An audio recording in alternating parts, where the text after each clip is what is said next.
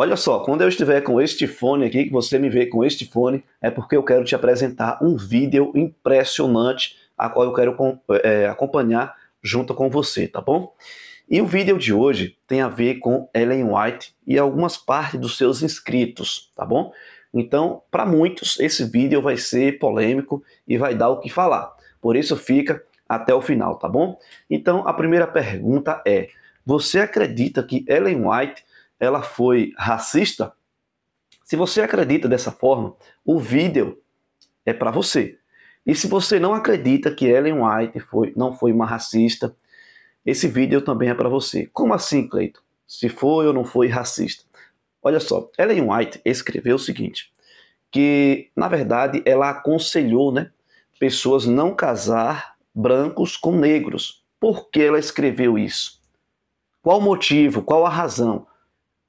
Será que ela não estaria sendo racista?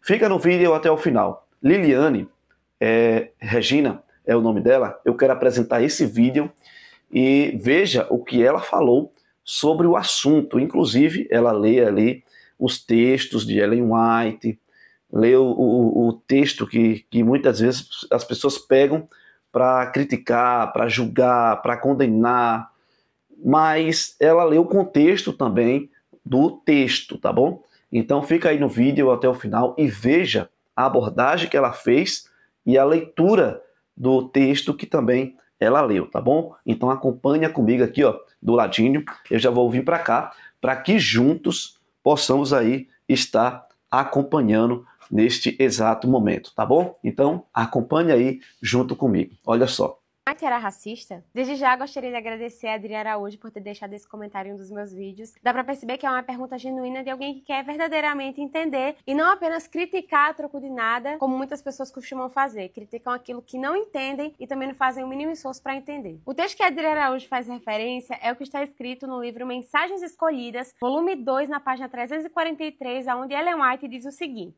mas há uma objeção ao casamento da raça branca com a preta. Todos devem considerar que não têm o direito de trazer a sua prole aquilo que a coloca em desvantagem. Os filhos desses casamentos mistos têm um sentimento de amargura para com os pais que lhes deram essa herança para toda a vida. É muito perigoso que nós fundamentemos nossos pensamentos e ideias em textos isolados do seu contexto. Portanto, diante de uma afirmação como essa, é muito importante que nós levemos em consideração o contexto imediato, aonde esse texto está inserido, e também o contexto sociocultural da escritora. Portanto, nós vamos ver juntos aqui o que Ellen White fala um pouquinho antes de fazer essa afirmação que nós acabamos de ler. Somos uma irmandade, que nós, como cristãos que aceitam o princípio de que todos os homens, brancos e pretos, são livres e iguais, adotemos este princípio. Devemos tratar o homem de cor com o mesmíssimo respeito com que tratamos o branco. E podemos agora, por preceito e pelo exemplo, ganhar outros para o mesmo procedimento. Como eu já falei, ambos os textos estão na mesma página do mesmo livro. Estaria então Ellen White entrando em contradição, já que uma hora ela diz que todos são iguais e que devem ser tratados com o mesmíssimo respeito, mas outra hora ela desaconselha o casamento de pessoas brancas com pretas? À primeira vista pode sim parecer contraditório, mas há uma explicação bem simples. Ellen White foi uma cidadã norte-americana que desenvolveu seu ministério dos anos 1844 a 1915. Essa foi uma época muito conturbada para a nação norte-americana,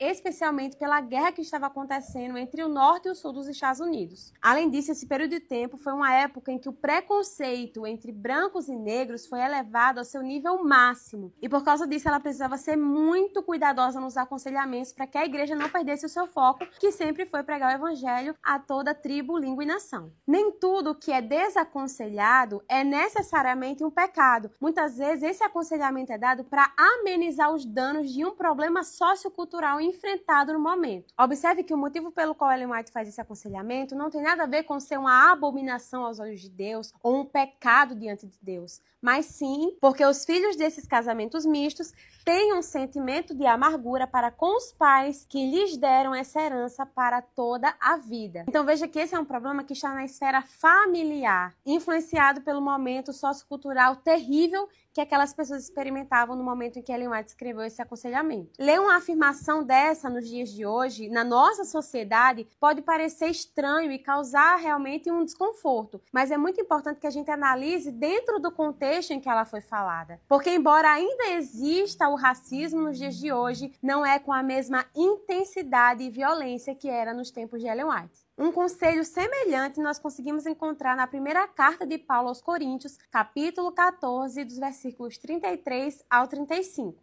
Porque Deus não é de confusão e sim de paz. Como em todas as igrejas dos santos, conservem-se as mulheres caladas nas igrejas, porque não lhes é permitido falar, mas estejam submissas, como também a lei o determina. Se, porém, querem aprender alguma coisa, interroguem em casa a seu próprio marido, porque para a mulher é vergonhoso falar na igreja. Mas espera aí, vergonhoso para a mulher falar na igreja? Parece meio preconceituosa essa fala de Paulo, né? Que machismo é esse, seu Paulo?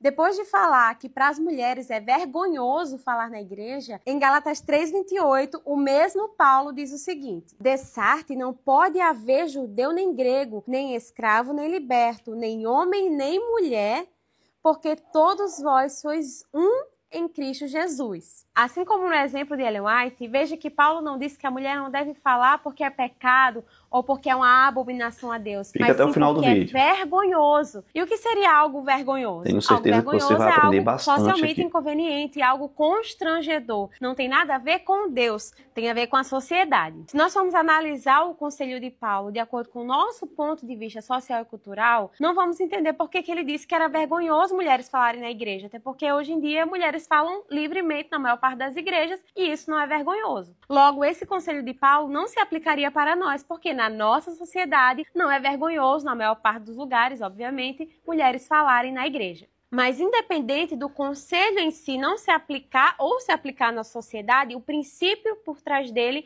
continua o mesmo. Nós não devemos escandalizar na nossa sociedade. Então, mesmo que algo talvez não seja pecado, se vai causar um escândalo, nós não devemos fazer. Quando a Bíblia quer nos alertar a respeito do pecado, ela vai fazer isso de maneira clara. Não vai dizer que é uma inconveniência social, que é vergonhoso. Vai dizer claramente que é uma abominação a Deus. Vamos ver o que está escrito em Provérbios 6, do 16 ao 19. 6 coisas o Senhor aborrece, e a 7ª a sua alma abomina: olhos altivos, língua mentirosa, mãos que derramam sangue inocente, coração que trama projetos iníquos, pés que se apressam a correr para o mal, testemunha falsa que profere mentiras e o que semeia contendas entre irmãos. Ou seja, a 7ª coisa, o que semeia contenda entre irmãos, isso Deus abomina. Portanto, nós não devemos fazer essas coisas por serem meramente questões sociais, porque serão vergonhosas ou porque gerarão problemas familiares. Mas a Bíblia é bem clara em dizer que nós não devemos fazer porque é abominação ao Senhor. Sendo assim, nem Ellen White era racista, nem Paulo era machista por terem dado aquele tipo de aconselhamento. Na verdade, eles estavam lidando com questões socioculturais muito específicas de uma determinada época e região da qual eles faziam parte. Muito bem, Deus seja louvado pela a explicação, né, de Liliane Regina. Parabéns, você foi bem feliz em seu comentário, em mostrar o texto e o contexto dos escritos de Ellen White. Então é isso que temos que fazer, mostrar o texto que gera polêmica, às vezes, para muitas pessoas, né? A gente vê líderes de outras denominações pegam textos isolados de Ellen White e joga no ventilador e as pessoas começam a entender que é aquilo mesmo. Só que quando vai ler o contexto, não tem nada a ver com o que Ellen White falou. Então, nem Paulo foi machista e nem Ellen White foi racista. Era uma questão da cultura da época. Era uma situação que exigia uma situação dessa forma. Então, Ellen White aconselhou pelo fato de algumas circunstâncias da época, tá bom? Então, era uma questão da cultura, alguns conselhos que ela aplicou para que não fosse bom por algumas situações, tá bom? Então, está aí, parabéns, Liliane, que Deus abençoe a você e que você cresça a cada dia no Espírito Santo e que o Espírito Santo possa te conduzir aí da melhor forma para continuar pregando o evangelho do reino do céu, tá bom? Então fica aqui o meu abraço para você, eu convido você a fazer parte desse canal, se inscrevendo, deixa aí o teu gostei, porque ó, deixa eu contar um segredo para vocês aqui. Quando você deixa o gostei no vídeo, o YouTube ele entende que o conteúdo é bom, é relevante e recomenda esse vídeo para mais pessoas. Através do seu gostei, do seu likezinho, o seu joinha aí, o YouTube recomenda esse vídeo para mais pessoas, pessoas que você nem imagina vai ter acesso a essas informações aqui. Então comenta aí, compartilha e fica aqui o meu abraço para você em Cristo Jesus. Que Deus te abençoe.